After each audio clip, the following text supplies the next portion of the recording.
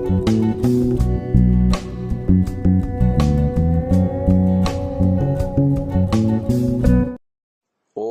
नमस्ते जी। 69वीं श्रव्य कणिका दयानंद दिवाकर। लेखक श्री आदित्य मुनि जी वानप्रस्थ। चतुर्थ अध्याय दिवाकर का बाह्य जगत में विचरण के अंतर्गत महर्षि दयानंद जी की यात्रा श्रीनगर से अमरनाथ की बात हम आपको बता रहे थे।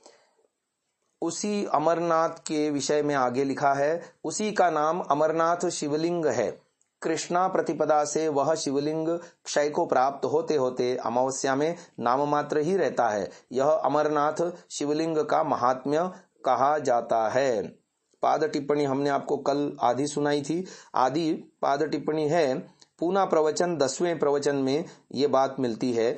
कश्मीर से लेकर नेपाल की सीमा तक हिमालय का जो उच्च प्रदेश है वही देवलोक था, और उस समय आज की तरह उस स्थान पर बर्फ नहीं पड़ती थी, ऐसा विदित होता है। प्राचीन समय में यदि इतनी बर्फ पड़ती होती तो देवलोकों की देवलोक में स्थिति कैसी होती। इस देवलोक में भद्र पुरुष प्रत्येक स्थान पर राज्य करते थे। इस विषय में आज तक भारत खंड में प्रमाण मिलता है। उपर्युक्त उद्धरणों से स्पष्ट है कि स्वामी दयानंद ने काश्मीर और अमरनाथ आदि स्थान देखे हुए थे।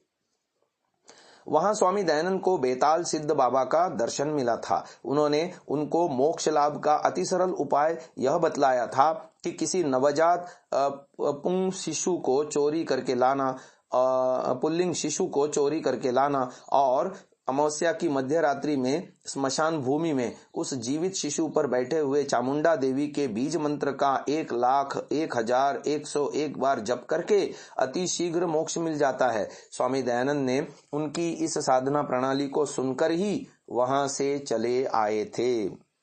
आगे अमरनाथ से श्रीनगर।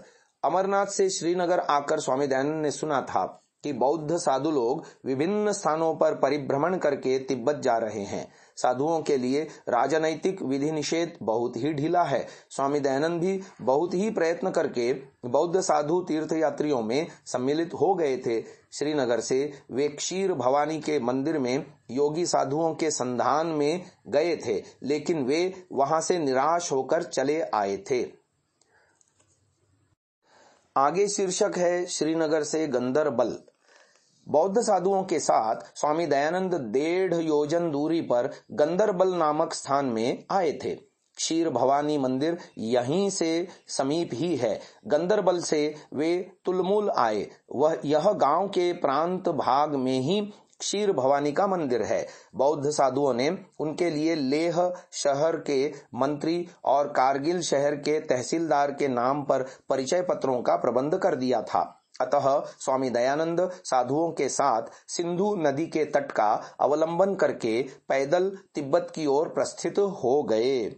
इस विषय में पाद टिप्पणी है, उस समय लद्दाख प्रदेश पर तिब्बत का आधिपत्य था। बाद में जम्मू के महाराजा गुलाब सिंह के वीर सेनापति जोरावर सिंह ने इसे अपने अधीन कर लिया था। अगला शीर्षक है गंदरबल से कंगन। गंदरबल से स्वामी दयानंद नुन्नुर, जोजिला आदि स्थानों पर होकर कंगन नामक स्थान पर पहुंचे। सिंधु नदी के तट देश में अखरोट, नाशपाती, सेब, बादाम और अंगूर आदि के असंख्य पेड़ पौधे थे। भगवान की सुंदर सृष्टि को देखते हुए तिब्बत के अंतर्वर्ती स्थानों की ओर स्वामी दयानंद अग्रसर होने लगे। मार्ग में बौद्ध साधुओं से उनकी धर्म विषयक चर्चा भी हुआ करती थी। स्वामी दयानंद हमेशा ही कहा करते थे कि गौतम बुद्ध ने कभी अलग से धर्म संप्रदाय स्थापित करना नहीं चाहा था, परंतु उनके अनुयायी कतिपय व्यक्तियों की प्रबल चेष्टा से बौद्ध संप्रदाय की स्थापना हुई थी और इनकी मृत्यु के बाद महायान और हीनयान आदि उपसंप्रदायों का उद्भव हुआ था। स्वामी दयानंद कहा करते थे कि गौतम बुद्ध एक शुद्ध हिंदू सन्यासी थे। उनकी इस बात को सुनकर कुछ बौद्ध साधु उनसे रुष्ट हो गए थे और कोई कोई उनके प्रति संदेह भी करने लगे थे। अगला शीर्षक है कंगन से मटयन। स्वामी दयानंद के साथी लोगों ने कंगन से गुंड, हायान, गंजन, सोनामार्ग, द्रास, सिरबल, बालतल आदि स्थान अतिक्रमित किए थे। बालतल से जोजिला नामक गिरिपथ पार होने से ही तिब्बत राज्य शुरू हो जाता है। यह गिरिपथ ही मध्य एशिया से भारत आने जाने का प्राचीन पथ था। इस रास्ते से परिचय पत्र लेकर स्वामी दयानंद तिब्बत के पहले गांव मटयन में पहुंच गए थे। अब ये सब लोग हिमालय पार तिब्बत में थे। अगला शीर्षक है मटयन से कारगिल। मटयन से पानदास, दुनुदुल यांग, तास गाम, शमसा, खुरबू, पड़ाव आदि ग्रामों से होकर स्वामी दयानंद आदि सब लोग कारगिल नामक शहर पहुंच गए थे। यहाँ से लेह शहर लगभग 15 योजन है। लेह लद्दाख का राज्य का प्रधान शहर है। करगिल में लगभग सभी धर्मावलंबी निवास करते हैं। अगला शीर्षक है कारगिल से लेह शहर। कारगिल लद्दाख और कश्मीर का मध्यवर्ती स्थान है। कारगिल से स्वामी दयानंद को मुलबेक चंबा नामक गांव में जाना था।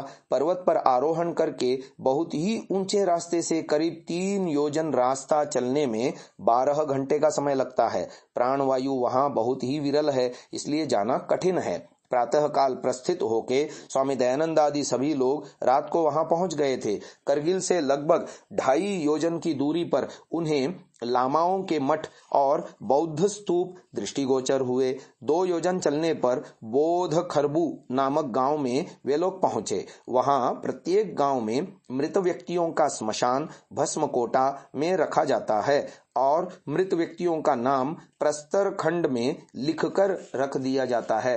लद्दाख के राजा लोग प्राचीन काल में इन प्रस्तरों के लिए प्राचीर निर्माण कर देते थे और पुण्य संचय करते थे। स्वामी दयानंद ने ऐसे बहुत से प्रस्तरों को देखा था। इस रूप में नुरला नामक गांव अतिक्रमित करने के बाद उन्हें लिकिर गोम्पा दृष्टिगोचर हुआ था। लिकिर पर्वत बहुत ऊंचा है। बौद्धों के लिए यह बहुत ही पवित्र स्थान है। सोने के सिंहासन पर सोने की बुद्ध मूर्ति है। वज्रपाणी, लोकेश्वरी, वज्रतारा, अवलोकितेश्वर, शाक्य थुब्बा, मंजुश्री आदि बौद्ध देव देवियों की मूर्तियां शोभित हैं। इसके बाद स्वामी दयानंद न्यामू की ओर अग्रसर हुए। वहां से लद्दाख राज्य के प्राचीन सर्वश्रेष्ठ शहर वजगो का ध्वंसावशेष उन्होंने देख लिया था। इसके बाद वे न्यामू में पहुंच गए थे। न्यामू से बौद्ध लोग लेह शहर आते हैं और आगे सुप्रसिद्ध हिमिस मठ को जाते हैं। न्यामू ग्राम से आकर नदी पार होकर स्वामी दयानंद पितक नामक स्थान में आए थे। वहां पहाड़ पर फिया नामक गोम्पा है। इस उपत्यका में लेह शहर, स्तोक गांव और सिंधु नदी सदृश मूल्यवान संपद हैं। इसके बाद ही स्वामी दयानंद लेह शहर पहुंच गए थे। श्रीनगर से लेह 434 किलोमीटर दूर है। लद्दाख के अधिवासी लगभग सबके सब कृषि जीवी थे। धनी लोगों को छोड़कर सब गरीब परिवारों में एक ही परिवार के सब भाई मिलकर एक ही स्त्री से विवाह कर लेते हैं। लद्दाख प्रांत के लगभग सभी गोम्पा मठ मंदिरों में स्वामी दयानंद ने किसी न किसी सिद्ध योगी पुरुष से मिलना चाहा था। त्यागी सन्यासियों का भी उन्होंने अनुसंधान किया था, परंतु दुर्भाग्यवश उनको ऐसा कोई भी नहीं मिला। योगी नाम सुनकर जिन जिन से उन्होंने वार्तालाप किया था वे सब कोई प्रेत पूजा के तंत्र मंत्रों को ही योग विद्या के उपाय समझते हैं। यहाँ साधु सन्यासी बोलने से बुद्ध मंदिर के पुरोहित ही समझे जाते हैं। बाहर से कोई भी वहां जाए तो वह संदेह का पात्र बन जाता है। मुसलमानों को मठ मंदिर, मूर्ति और विहार ध्वंस करने के कारण शत्रु ही समझते हैं। विदेशी ईसाइयों को ख्रिस्टान राज्य के विस्तार करने के अग्रदूत समझते हैं। स्वामी दयानंद को भी इन्होंने पहल गुप्त ईसाई ही समझ लिया था। वहां से उन्होंने हिमिस गोम्पा के बारे में सुना था। तिब्बत की सर्वश्रेष्ठ गोम्पा बोलने से हिमिस गोम्पा ही समझी जाती थी। स्वामी दयानंद लद्दाख प्रांत के लेह शहर को छोड़कर हिमिस गोम्पा जाने के लिए तैयार हो गए। उनके साथ जितने बौद्ध साधु आए थे वे सब 1 वर्ष के लिए लद्दाख में ही रह गए थे। आज की इस चर्चा को यहीं विराम देते हैं। ओम।